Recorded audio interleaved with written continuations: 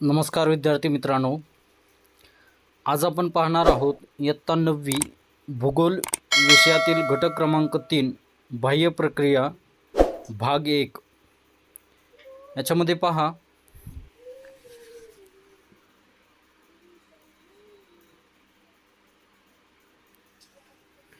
अंतर्गत हालचालीमुळे विविध भूरूपे निर्माण होतात।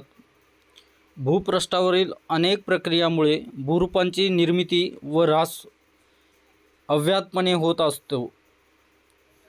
या पाठात आपण बाह्य प्रक्रियांचा आणि त्यामधून तयार होणाऱ्या भूरूपांचा अभ्यास करणार आहोत। भूपृष्ठावर कार्यरत असलेल्या बलामुळे बाह्य प्रक्रिया घडून येतात। यात मुख्यतः सौर ऊर्जा, गुरुत्वीय बल, पृष्ठभागावरून वाहणाऱ्या पदार्थांशी निगडित असलेली गतिजन्य ऊर्जांची भूमिका महत्त्वाची असते।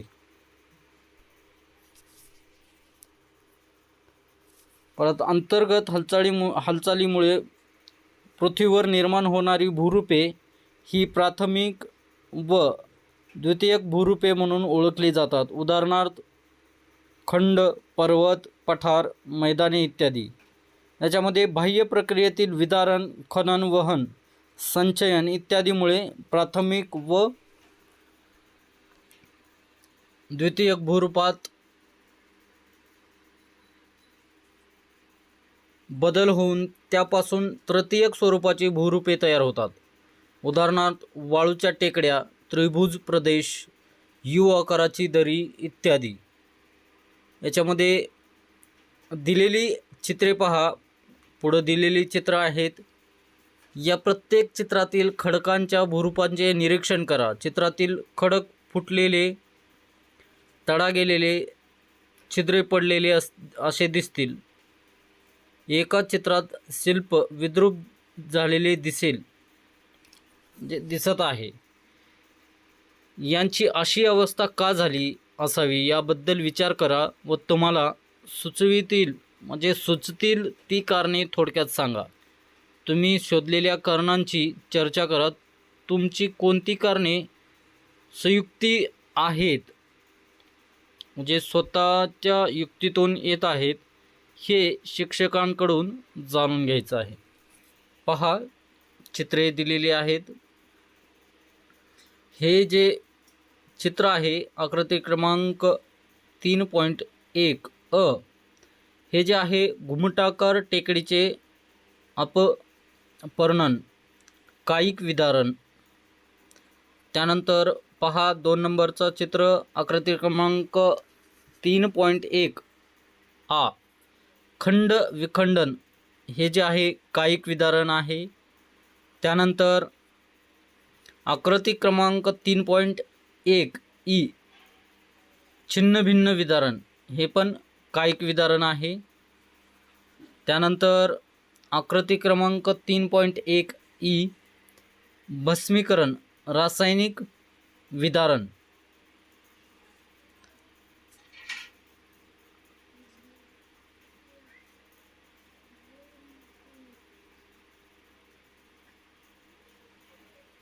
त्यानंतरचा चित्र पहा, हे जे आहे जैविक विदारण आहे। याच्यामध्ये नेक्स्ट पहा, हे सुद्धा जैविक विदारणाचं चित्र आहे। त्यानंतर रासायनिक विदारणाचं हे चित्र आहे।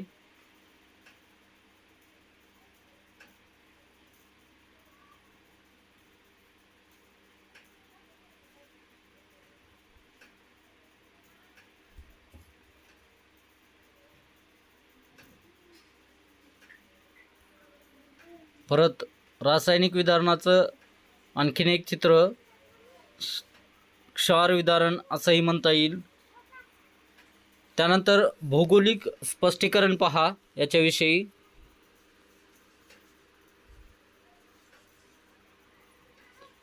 खडक फुटणे, कमकुवत होणे ही नैसर्गिक प्रक्रिया आहे।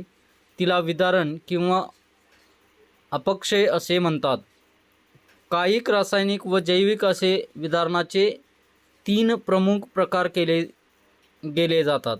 याच्यामध्ये हा प्रश्न स्वाध्यायामध्ये विचारण्यात आलेला आहे. कायिक, रासायनिक व जैविक हे विधारणाचे प्रमुख 3 प्रकार आहेत.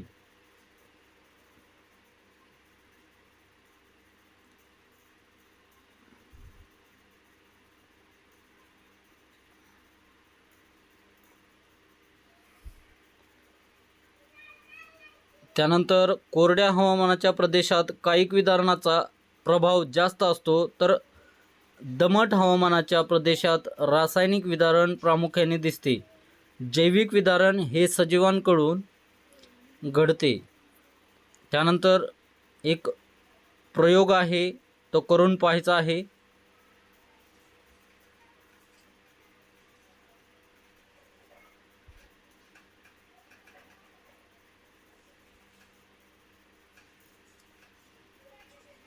एक कांदा घ्या, तो मधोमध कापा.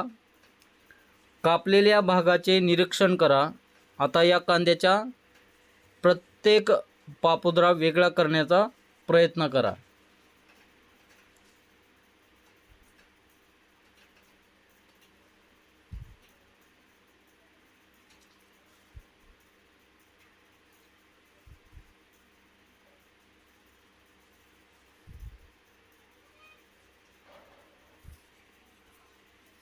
पहा भौगोलिक स्पष्टीकरण. तुमच्या असे लक्षात येईल की कांद्याचा पापुद्रा जसा वेगळा होतो तशाच प्रकारची क्रिया निसर्गामध्येही म्हणजे उघड्यावर पडलेल्या खडकांच्या बाबतीत होते. खडकांचा उघडा पडलेला भाग अधिक तापतो, त्या मानाने आतील भाग थंडच राहतो. त्यामुळे खडकांचे वरचे थर पापुद्र्याप्रमाणे सुटे होतात. हे खडकाचे अपपर्णन असते. पहा आकृती क्रमांक 3.2 पुढं दिलेली आहे आकृती. कायिक विदारण मुख्यतः खालील 3 कारणामुळे घडून येते. तर त्याचे कारणे दिलेली आहेत: तापमान, दहिवर, स्फटिकांची वाढ, दाबमुक्ती आणि पाणी. याच्यामध्ये अपपर्णाची जी आकृती दिलेली आहे चित्रामध्ये दिसत असल्याप्रमाणे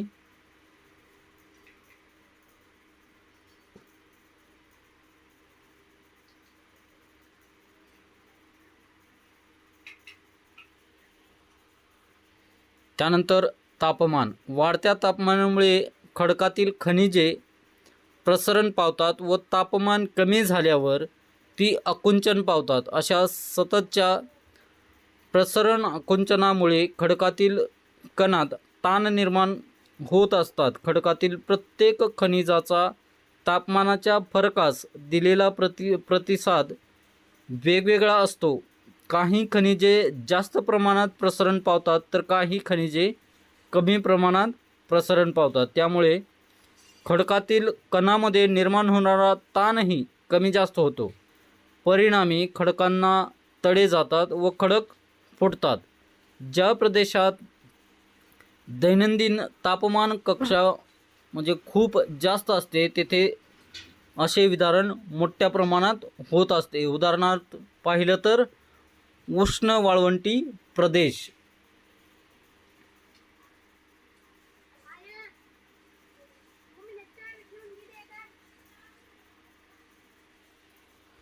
त्यानंतर दहिवर पहा. पाणी गोठल्यावर त्याचे आकारमान वाढते हे तुम्हाला माहीत असेल.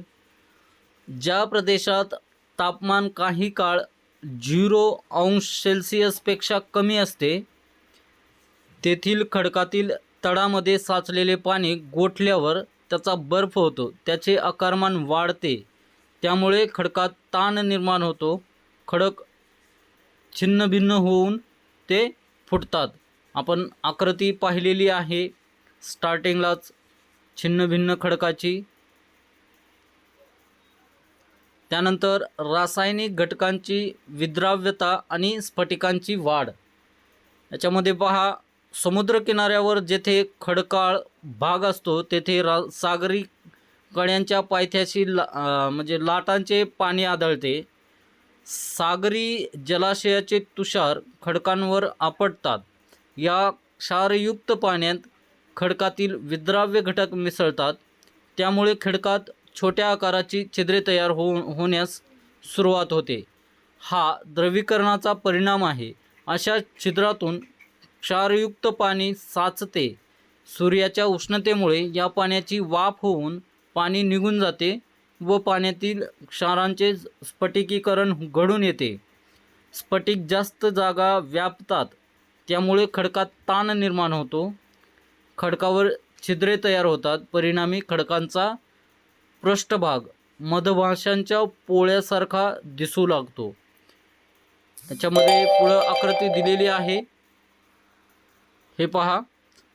क्षारयुक्त स्फटिकीकरण त्याची ही आकृती आहे. त्यानंतर पहा दाबमुक्ती. खडकांमध्ये ताण केवळ तापमान, स्फटिकांची वाढ किंवा पाणी घोटणे या क्रियामुळेच निर्माण होते असे नाही. खडकांच्या वरच्या थराचा दाब खालच्या किंवा आतील थरावर असतो. हा दाब नाहीसा झाल्यामुळेही आतील किंवा खालचा थर ताणमुक्त होतो. अशा कारणानेही विदारण घडून येते. त्यानंतर पाणी. काही प्रदेशात पावसाचे प्रमाण अधिक असते. अशा प्रदेशात केवळ पाणी मुरल्यानेही काही प्रकारच्या खडकांचे विदारण घडून येते. उदाहरणार्थ वालुकाश्म, पिंडाश्म इत्यादी खडक. हे खडक केवळ वाळूचे कण एकत्र येऊन व त्यावर दाब पडल्याने तयार होतात. चिखलासारख्या पदार्थानेही वाळूचे कण एकत्र येऊ शकतात. अशा खडकात पाणी मुरले की एकत्र आलेले वाळूचे कण सुटे होतात. हे कण मूळ खडकापासून अलग होऊ लागतात. हे कणात्मक विदारण असते. आकृती दिलेली आहे. काही वेळेस तापमान व पाणी हे दोन्ही घटक विदारणास कारणीभूत असतात.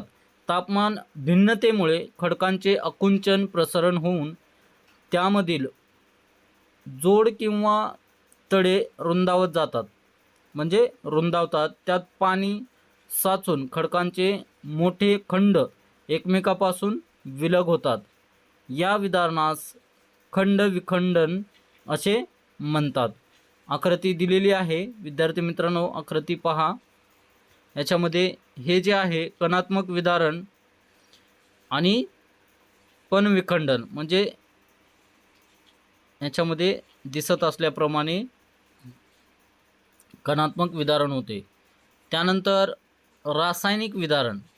याच्यामध्ये एक प्रयोग दिलेला आहे. विद्यार्थी मित्रांनो, एका ग्लासमध्ये थोडे पाणी घ्या. त्यात 2-3 खडूचे तुकडे टाका. दुसऱ्या दिवशी निरीक्षण करा व खालील प्रश्नांची उत्तरे लिहा. म्हणजे हे तुम्ही करू शकता, घरी शाळेत करू शकता. अशाप्रमाणे पाण्याचा रंग बदलला का, खडूंचे काय झाले, हे 2 प्रश्नांची उत्तरे तुम्ही सहज मिळवू शकता. त्यानंतरचा 2 नंबरचा प्रयोग आहे. लोखंडी स्क्रू परत ओल्या कापडात गुंडाळून ठेवायचं. 2 दिवसांनी ते कपडा उघडून निरीक्षण करा व खालील प्रश्नांची उत्तरे लिहा. याच्यामध्ये पण तुम्ही हा प्रयोग सहज करू शकता. कपड्यावर प्रश्न पहा. कपड्यावर डाग पडले आहेत का? 2 नंबरचा आहे ते कोणत्या रंगाचे आहेत? 3 नंबरचा प्रश्न आहे हे डाग कशामुळे पडलेले असावेत? तर ही जी आकृती दिलेली आहे ती स्क्रू व चुकांचा प्रयोग असा आहे. त्यानंतर भौगोलिक स्पष्टीकरण पहा. याच्यामध्ये वरील प्रयोगावरून रासायनिक विदारणात पाण्याची भूमिका महत्त्वाची ठरते हे तुमच्या लक्षात आले असेल. खडक हे अनेक खनिजांचे मिश्रण असते.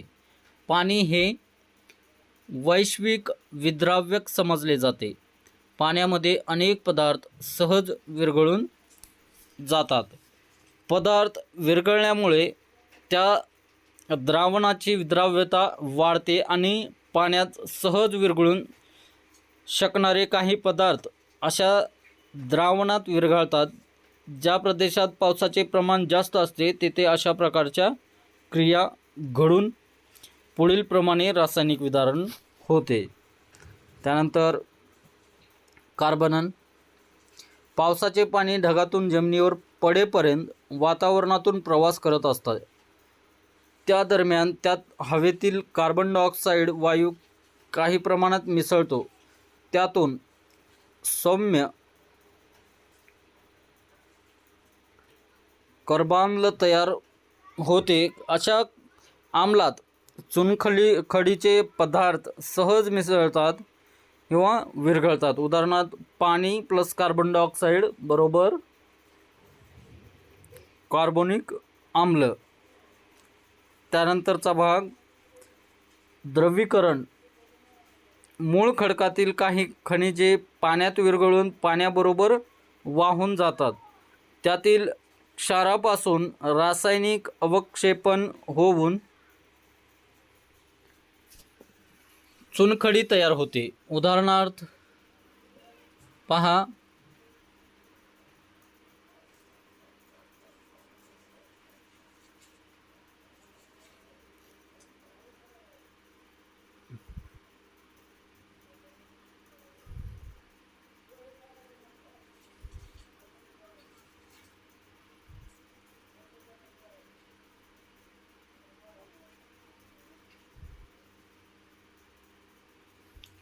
उदाहरणार्थ अहमदनगर जिल्ह्यातील वडगाव दर्या येथे चुनखडीचे पुन्हा रासायनिक अवक्षेपण झालेले आढळते. तसेच द्रवीकरणाच्या क्रियेमुळे खडकातील क्षार विरघळून खडक ठिसूळ बनतात. याच्यामध्ये आकृती दिलेली आहे. लवणस्तंभ वडगाव दर्या अहमदनगर याच्यामधील आहे. त्यानंतर भस्मीकरण. पहा वरील प्रक्रियांशिवाय रासायनिक विदारणाच्या इतर काही प्रक्रिया आहेत. तुमच्या नेहमीच्या पाहण्यातली उदाहरणे म्हणजे पावसाळ्यात मिठाला पाणी सुटणे, कापून ठेवलेल्या सफरचंदाच्या फोडीवर तांबूस रंग येणे इत्यादी. या सर्व रासायनिक किंवा जैवरासायनिक प्रक्रिया जेव्हा खडकावर होतात तेव्हा त्या खडकांचे रासायनिक विदारण झाले असे म्हणतात. त्यानंतर ज्या खडकात लोह खनिज असते त्या खडकावर ही क्रिया घडते.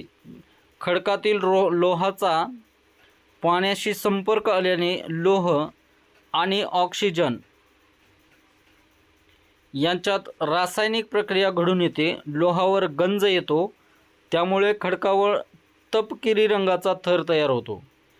तुम्ही ओल्या कपड्यात चुका म्हणजेच ओला स्क्रू ठेवले होते त्यावरून ही क्रिया तुमच्या लक्षात आली असेल. अशीच प्रक्रिया ज्या पावसाच्या प्रदेशात खडकांच्या बाबतीत घडते. म्हणजेच आकृती दिलेली आहे. आपण स्टार्टिंगलाच फर्स्ट आकृती क्रमांक 3.1 पाहिलेला आहे. ई आकृती जी होती. त्यानंतर जैविक विदारण. कायिक आणि रासायनिक विदारणांशिवाय जैविक कारणांनी देखील खडकांचे विदारण होत असते. तुम्ही अनेकदा किल्ल्यावर गेला असाल. किल्ल्यांच्या बुरुजावर वाढलेले झाडे पाहिलीत का? त्या ठिकाणी झाडांची मुळे खोलवर जाऊन बुरुजाचे दगड सुट्टे झालेले तुम्ही पाहिले असतील. याच्यामध्ये झाडांची मुळे वाढल्याने खडकांच्या कणात ताण निर्माण होतो व खडक फुटू लागतात. आकृती दिलेली आहे विद्यार्थी मित्रांनो पुढं. याच्यामध्ये पहा हे जैविक विदारणाचं उदाहरण आहे. याच्यामध्ये हे जे झाड आहे ते कसं झालेलं आहे पहा. त्यानंतर मुंग्या वारूळ तयार करतात. उंदीर, घुशी, ससे यासारखे प्राणी व इतर कृमी कीटक जमिनीत बिळे तयार करतात. या सर्व प्राण्यांना खणक प्राणी म्हणतात. त्यांच्या या खणकामुळे देखील खडकांचे विदारण घडून येते. त्याशिवाय अनेकदा खडकावर शेवाळे, हरित, परत दगडफूल इत्यादी वनस्पती वाढतात. त्यांच्या या त्यामुळे देखील खडकांचे विदारण घडते.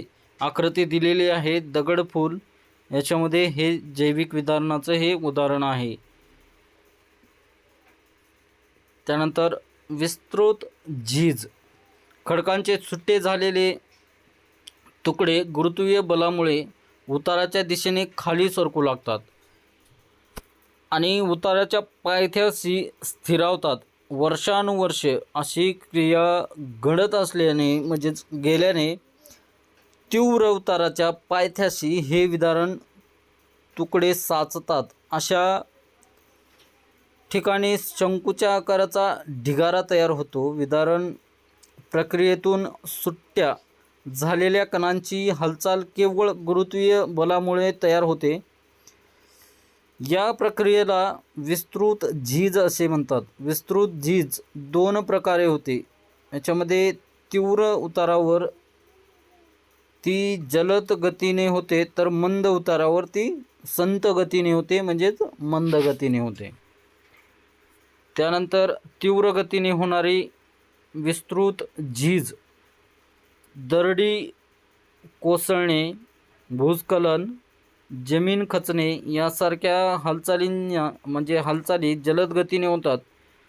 अनेकदा अशा हालचालींचे परिणाम खूप विध्वंसक ठरतात. तीव्र उतार असलेल्या दमट हवामानाच्या प्रदेशात अशा हालचाली होण्याची शक्यता जास्त असते. विदारण पदार्थाचा उतरता मोठा थर तयार होतो. अशा प्रदेशात पाऊस पडल्यावर विदारित पदार्थामध्ये पाणी मुरून त्यांचे वजन वाढते. परिणामी असे विदारित पदार्थ वेगाने उताराच्या दिशेने सरकतात व मोठ्या प्रमाणात खाली कोसळतात. उदाहरणार्थ पुणे जिल्ह्यातील माळीण येथे झालेला अपघात. कित्येकदा पदार्थ खाली सरकण्याऐवजी ते जागेवरच खचतात. याला जमीन खचणे असे म्हणतात. आकृती दिलेली आहे जमीन खचण्याची. अशा प्रकारची विस्तृत भूकंपामुळेही होऊ शकते. पहा, ही आकृती जी आहे ती जमीन खचण्याची आहे. त्यानंतर मंद गतीने होणारी विस्तृत झीज.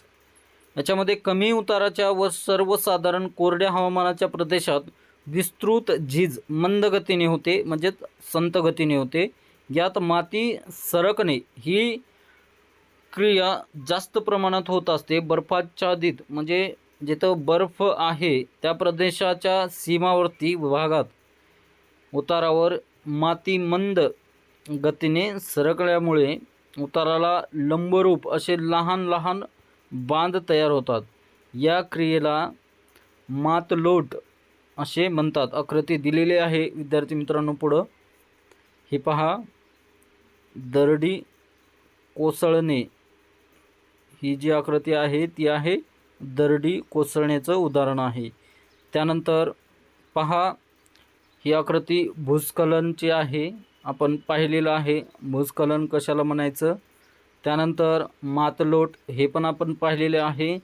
याच्यामध्ये हे जे आकृती आहे ती आहे मातलोट याची. त्यानंतर खनन, अपक्षरण, ज्यालाच आपण अपक्षरण म्हणतो. विदारण आणि विस्तृत झीजेप्रमाणेच खनन ही देखील बाह्य प्रक्रिया आहे. खनन हे विविध कारकांमुळे कारखानमार्फत घडून येते. वारा, वाहते पाणी, हिमनदी, सागरी जल व भूजल यांच्या कार्यामुळे खनन होते. अशा प्रकारे विद्यार्थी मित्रांनो, आज आपण इयत्ता 9वी भूगोल विषयातील घटक क्रमांक 3 बाह्य प्रक्रिया भाग 1 पाहिला. विद्यार्थी मित्रांनो, हा घटक पूर्णपणे तुम्हाला समजला असेल. व्हिडिओला लाईक करा, तुमच्या मित्रांना जास्तीत जास्त शेअर करा आणि चॅनलला अद्यापही सबस्क्राईब केलं नसेल तर सबस्क्राईब करून घ्या, कारण असेच प्रत्येक घटकाचे विश्लेषण तसेच तुम्हाला प्रत्येक परीक्षेमध्ये वगैरे महत्त्वपूर्ण ठरतील. धन्यवाद.